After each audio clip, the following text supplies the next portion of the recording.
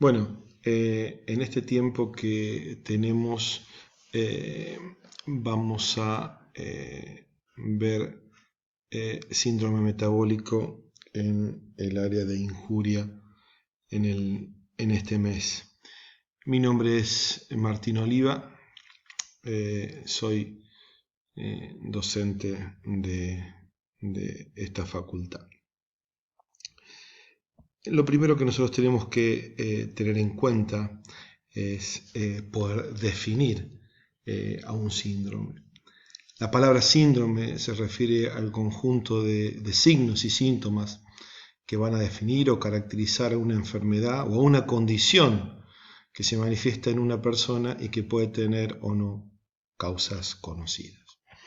Con respecto al síndrome metabólico, a manera de introducción, nosotros tenemos que decir, como se aprecia acá, que la obesidad central, las dislipidemias, la hipertensión arterial y la diabetes son condicionantes de este síndrome metabólico, que tiene factores de riesgo que están presentes desde el nacimiento, como el bajo peso, los antecedentes familiares de diabetes mellitus o de diabetes gestacional, de alteraciones del metabolismo del colesterol o dislipidemias, hipertensión arterial y obesidad familiar. Y están los factores etiológicos en los que tenemos principalmente la adiposidad visceral en su aumentada, anormalidades proteicas, reducción en la producción de insulina, defectos en postreceptor de esta insulina, malnutrición fetal. Esto es lo que denominamos adiposidad o grasa visceral, que tiene esas características físicas en el hombre y en la mujer, y veremos que la obesidad juega un rol fundamental en este síndrome. Pero este síndrome, en lo que define el concepto de Framingham de transición epidemiológica, tiene sus primeros hallazgos en esa época, en una publicación que se remonta a 1760, como ustedes pueden ver acá, en donde Morgan, un anatomista muy reconocido, identificó a la asociación entre obesidad, metabolismo anormal y aterosclerosis. Ya en 1923 hay otras presentaciones, en el 47, pero en el 63 y en el 88 Riven comienza a describir problemas cardíacos asociados a intolerancia a la glucosa, aumento de los triglicéridos comparados con una población normal. En 1988, esta asociación de dislipidemias, alteración del metabolismo de los lípidos, hipertensión arterial e hiperglucemia, la denomina síndrome X. Desde el punto de vista de la epidemiología, la prevalencia del síndrome metabólico varía según qué factores en cuanto al género, la edad, la raza tomemos, pero está entre el 15 y el 40% en la población hispana. Pero tenemos que considerar algo. Esta prevalencia está en relación a algo que vamos a ver en detalle, que es qué criterio tomemos para definir síndrome metabólico. ¿Cuáles son las anormalidades desde el punto de vista metabólico y funcional que predisponen al síndrome metabólico? Por lo tanto, se relacionan con estos dos conceptos que vamos a desarrollar.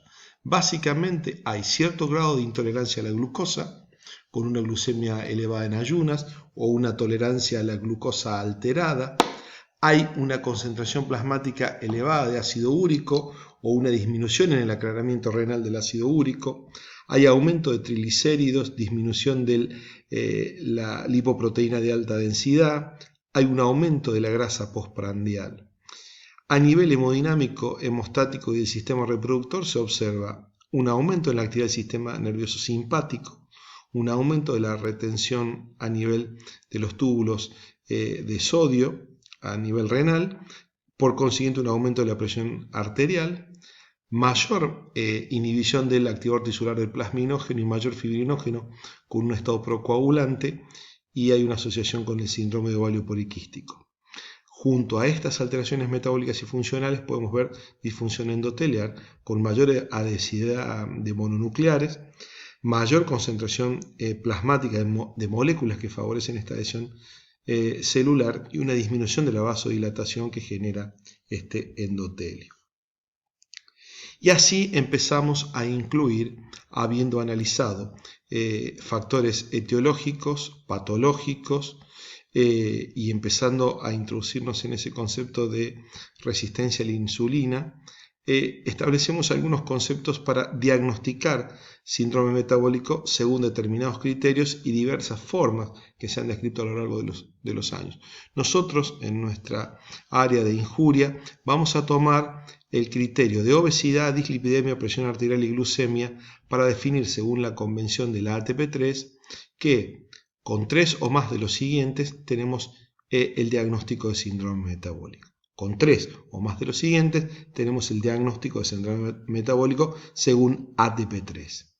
Obesidad, un perímetro abdominal mayor de 102 centímetros en el hombre, 88 en la mujer, valor de triglicéridos mayor de 150 miligramos decilitros, un HDL menor de 40 miligramos decilitro en la mujer y menor de 50 en el hombre, una presión arterial igual o mayor a 130-85 milímetros de mercurio y una glucemia en ayuna mayor a 110 miligramos por decilitro o en un paciente diabético. ¿Cómo relacionamos fisiopatológicamente el daño que se genera a través del síndrome metabólico? La obesidad, eje central de esto, y la resistencia a la insulina. Hay factores genéticos que nos llevan a la obesidad y hay factores ambientales que nos llevan a la resistencia a la insulina y que nos llevan a tener mayor obesidad, como por ejemplo una dieta hipercalórica y el sedentarismo. Estos elementos favorecen la obesidad y la resistencia a la insulina. La obesidad aumenta la cantidad de grasos libres, de ácidos grasos libres, que aumenta a su vez la resistencia a la insulina. En la obesidad nosotros tenemos un proceso de inflamación sistémica, leve, pero crónica por mucho tiempo, que favorece la resistencia a la insulina.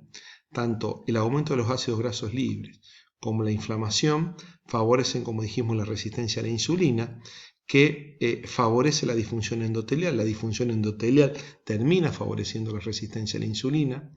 La resistencia a la insulina genera hiperinsulinemia que, asociada a esta resistencia a la insulina y a la disfunción endotelial, genera un perfil lipídico aterogénico, formador de placas aterogénicas, que ustedes van a ver en las clases de anatomía patológica. Esa hiperinsulinemia también genera hipertensión arterial, que tiene un ida y vuelta con la disfunción endotelial. Para todo, sumado a la diabetes o la intolerancia al azúcar que genera esta hiperinsulinemia, derivan en un proceso que se denomina aterosclerosis, que lleva a una morbimortalidad aumentada. Esta aterosclerosis también se ve contribuida por la hipertensión arterial y por la diabetes. El eje central parte desde la obesidad y la resistencia a la insulina. ¿Cómo la resistencia a la insulina participa principalmente en el síndrome metabólico? Porque contribuye a la resistencia de la insulina, factor determinante en la definición de síndrome metabólico, es el exceso de ácidos grasos libres circulantes que derivan de las reservas de triglicéridos que tiene ese tejido adiposo en presencia de una enzima lipasa dependiente o la lipólisis de lipoproteínas. Eso favorece la resistencia a la insulina. Esa resistencia a la insulina es quien a nivel hepático genera toda una alteración con un mayor perfil lipoproteico aterogénico. Entonces, tenemos un tejido que libera ácidos grasos libres. Esos ácidos grasos libres llegan al hígado, el cual aumenta la producción de glucosa, triglicéridos y lipoproteínas de baja densidad.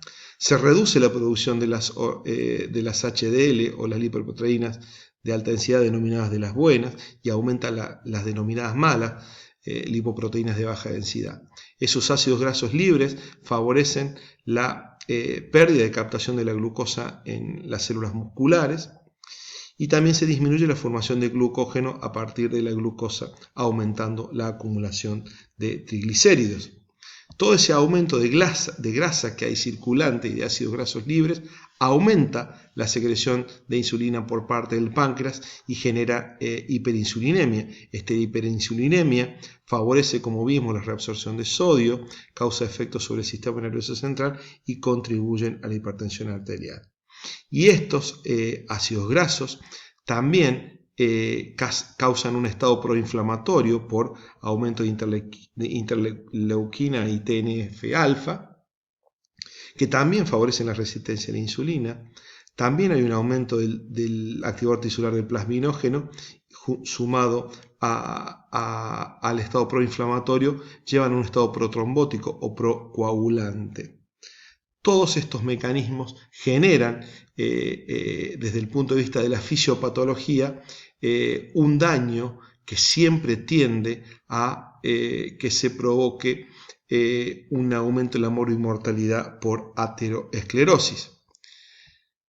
El tejido adiposo secreta una multitud de hormonas y muchas de ellas están vinculadas al control de la saciedad y a la resistencia a la insulina.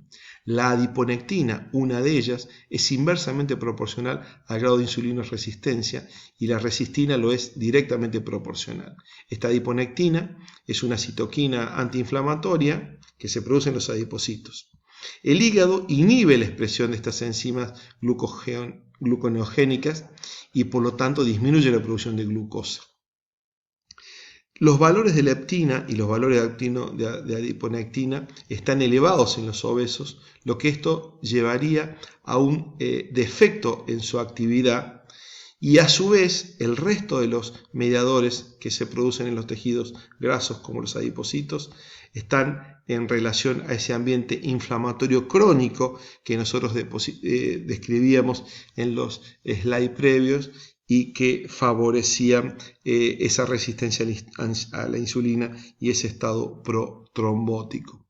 De esa forma, la ateroesclerosis es la consecuencia final de este proceso patológico del síndrome metabólico, en donde, como ustedes ven, las grasas, las LDL, las elevadas, las HDL bajas y la hipertrigliceridemia forman parte de este síndrome metabólico, por lo tanto, de su definición. Veíamos que la glucemia, las LDL, HDL, triglicéridos formaban parte de la definición diagnóstica de el síndrome metabólico. De hecho, esta LDL es a nivel endotelial quien favorece una fácil acumulación de las grasas a nivel del endotelio. ¿Qué puede darnos el síndrome metabólico como cuadro clínico? Generalmente no se acompaña de síntomas. Hay en la exploración del examen clínico aumento de la presión arterial, aumento de la circunferencia central. Algunas veces hay acantosis nigricans. Hay enfermedades cardiovasculares, es más probable que haya de 3 a 5 veces mayor chance de padecer diabetes.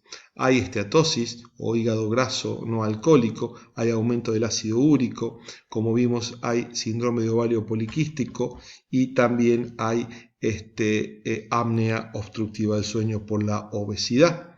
Aquí vemos algunos ejemplos: ovario poliquístico, una alteración de la respiración normal, ácido graso, hígado graso y el acúmulo de ácido úrico que puede dar el cuadro de gota.